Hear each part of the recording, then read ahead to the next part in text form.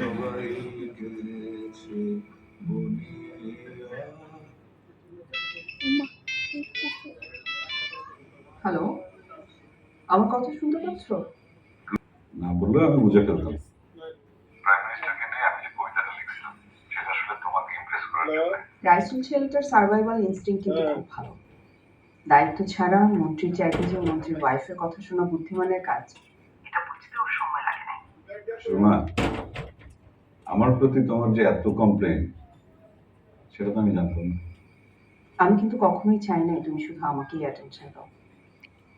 এটা ওর প্রতি ওর একটা মাঝে মাঝে পরীক্ষা আমাদের করা দিকে ছিল তাকাতেও I guess। পারি না। সেই জন্য ভাবলাম ম্যাগাজিনের সৌজন্য কপিটা প্রাইম মিনিস্টার পর্যন্ত পৌঁছে দিই। একটা কথা আমি কিছুতেই বুঝতে পারতেছি না। তোমার কোনো বার্থডে তো আমি ভুলে যাই না। ইউনিভার্সিটিতে আমি কিন্তু তোমাকে প্রথম উইশ করি। বিয়ের পর হাউস ওয়াইফ হয়েছি বলে আমাকে এত টিপিক্যাল ভাবার কারণ নাই, কিন্তু যখন চোখের সামনে ছেলেপেলের প্রশ্নপত্র ফাঁস হয়ে যাওয়ার পর শিক্ষামন্ত্রীর কোনো টনক নড়ে না। তাকে একটু শিক্ষা দেওয়ার জন্য কার্ল মার্কসের ফ্যান হওয়ার দরকার নেই। আগে তুমি বলতা দেশ বদলাবা, এখন তুমি শুধু চেয়ার বদলাও। খায়ের, তোমার কথা শুনলে আমার ভয় হয়। আমি চিনতে পারি না। আই এম সরি শোনা। সরি আমাকে না, প্রাইম মিনিস্টারকে বলো। আমার ওনার সাথে ফোনে কথা হয়েছে, উনি তোমার রেজিগনেশন লেটারে এখন সাইন করবেন না। তুমি তো বলছিলা আমার একটা ফোন করলে অনেক কিছু হয়। তোমরা এখন কোথায়? যেখানে আমরা হানিমুন করবো বলে তুমি কথা দিছিলা, মনে নাই? বনের মধ্যে একটুখানি ক্যাম্প ফায়ার, রবি ঠাকুরের গান, আর অনেকখানি জ্যোৎস্না। সব আছে জানো, শুধু তুমি নাই। হ্যালো,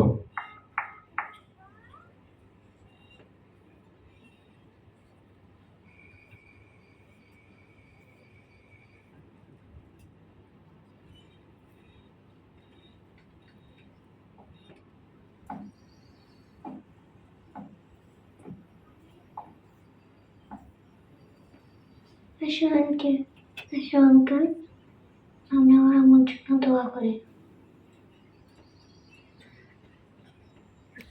আমি যে ট্রেনে একজনের লাশ যাচ্ছে, আমি ওনার জন্য দোয়া করবো।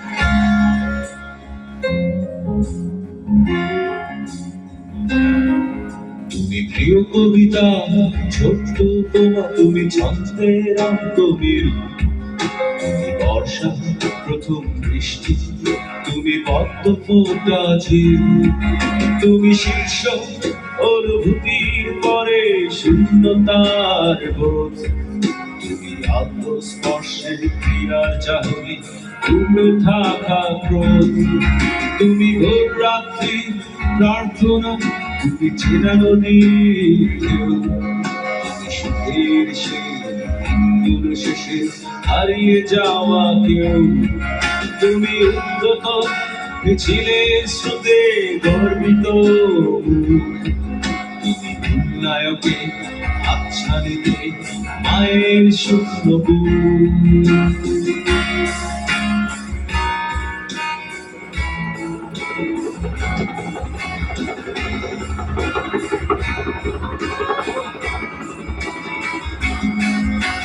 তোমার মাঝে স্বপ্নের শুরু, তোমার মাঝে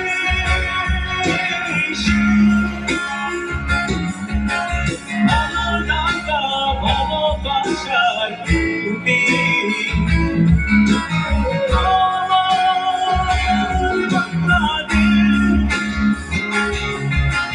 তোমার মাঝে স্বপ্নের শুরু, তোমার মাঝে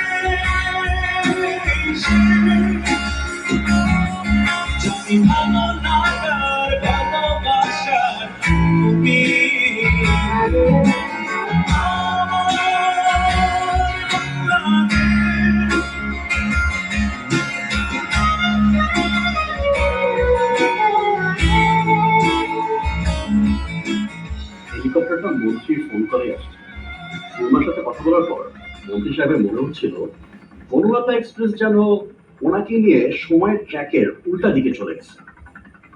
তার ছোটবেলা ফেরত চলে আসছে আবার। ছোটবেলায় মন্ত্রী সাহেবের মানে আবুল খায়ের খানের প্রিয় টিচার ছিলেন অনিল বাগচি। স্কুলে উনি অঙ্ক ক্লাস নিলেও তার পড়াতে সবচেয়ে ভালো লাগতো কারিকুলামের বাইরের একটা সাবজেক্ট, সত্য শিক্ষা। মানুষ মিথ্যা কথা বলে কারণ মিথ্যা বলে আরাম, আর সত্য কথা বলা ব্যারাম। আমি নিজে পরীক্ষা করে দেখেছি। তবে আমাদের মহাভারতে মহারাজ যযাতির গল্পে আছে 5 অবস্থায় মিথ্যা বললে কোনো পাপ হয় না। পরিহাসে, নারীর সন্তুষ্টিতে, বিবাহকালে, প্রাণ সংশয়ে এবং সর্বস্ব নাশের আশঙ্কায়। বুঝতে পেরেছ?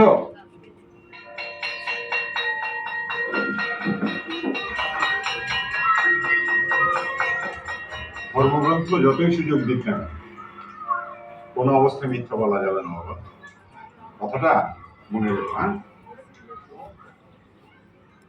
ওইবার স্কুলের জন্য সরকার থেকে 100 বস্তা গম বরাদ্দ করা হয়েছিল, কিন্তু হেডমাস্টার সাহেব নিজের জন্য 10 বস্তা রেখে অন্যান্য টিচারদেরকে 2 বস্তা করে দিয়ে দিলেন। সবার মধ্যে শুধু একজন গমের বস্তা নেন নাই, অনিল স্যার। গমের কারচুপি নিয়ে অনিল স্যারের কমপ্লেন পাওয়ার পর শিক্ষা অফিস ব্যাপারটা তদন্ত করল, আর সেই তদন্তের রিপোর্টে কি লেখা আসলো? অন্য টিচারদের সম্মান নষ্ট করার জন্য অনিল বাগচি নাকি নিজে সাধু সেজে বাকিদেরকে চোর বানাইতে চাচ্ছেন। সত্যি কথা বলার বদভ্যাসের কারণে চাকরিটাই চলে গেল অনিল স্যার।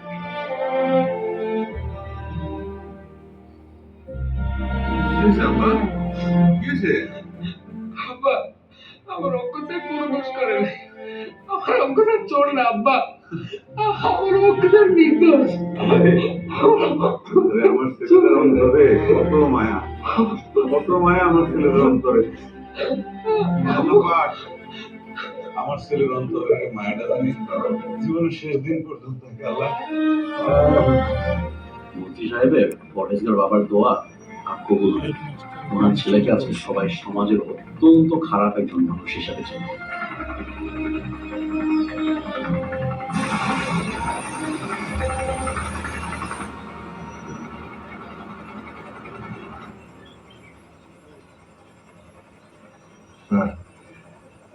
আপনি বটবৃক্ষ স্যার, আপনার কাছে আমরা সবাই জুতার মালা।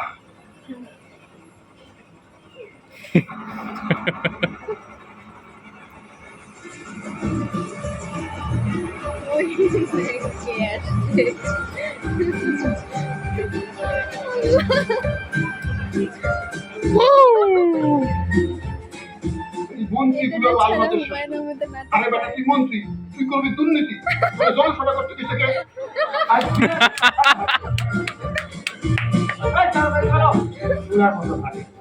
ভাই আপনাদের সাথে কোনো ডাক্তার আসেনি? ভাই মানে আমি কারো ভাই বলে না, আমারে স্যার বলবা স্যার। আমি ডাক্তার, বলো কি হয়েছে? পেশেন্টকে অক্সিজেন দেওয়া লাগবে, 2টা চ্যানেল ওপেন করে দিলে ভালো হয়। ওনার তো ব্লাড লসটা আমি মনিটর করতে পারিনি। হয়েছে বুঝছি, 25 বছর ধরে এই রোল প্লে করতেছি। তোমার কাছ থেকে না শেখা লাগবে না। এখন আমি স্যারের সময় শেষ, প্রফেশনাল কাজ শুরু। জি। কথা শেষ। যাও।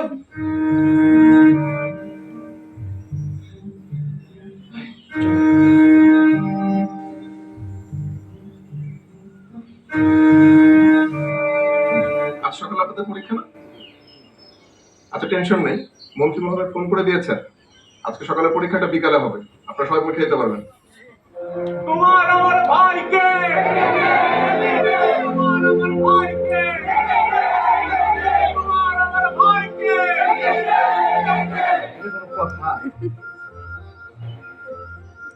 মাঝে মধ্যে মনে হয় হেলিকপ্টার না, শিশু বাস চালায়। আসসালামু আলাইকুম স্যার, এই হেলিকপ্টারে করে কি আপনারা আসছেন?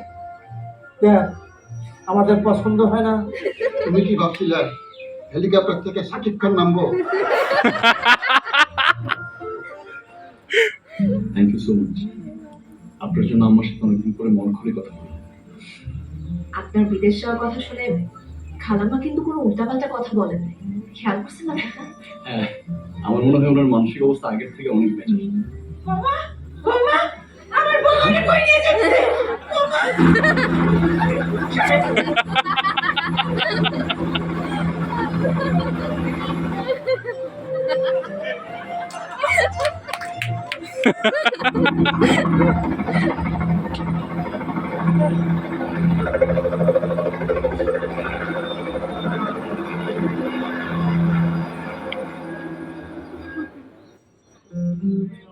রুবি,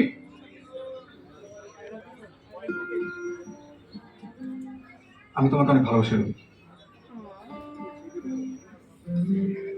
ডিকশনারিতে রুবার শব্দের অর্থ হচ্ছে পার্সিয়ান কবিতার একটা বিশেষ ছন্দ। আমার জীবনে একমাত্র কবিতাটা আমি তোমার ছন্দে লিখতে চাই। তুমি কি আমাকে একটু অন্তর্বিন থাক দিবা? তুমি আসলে আমার ভালো চাও না? কি? এই যে পরীক্ষা হলে যে এখন শুধু আমি তোমার কথা ভাবতে থাকবো, খুব ভালো লাগবে না?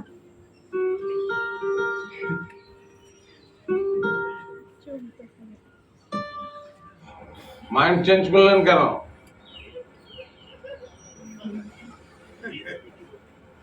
শুধু একবার চোখ বন্ধ করে ভাবলাম, আমার জায়গায় যদি আমার স্ত্রী থাকতো তাহলে সে কি করতো।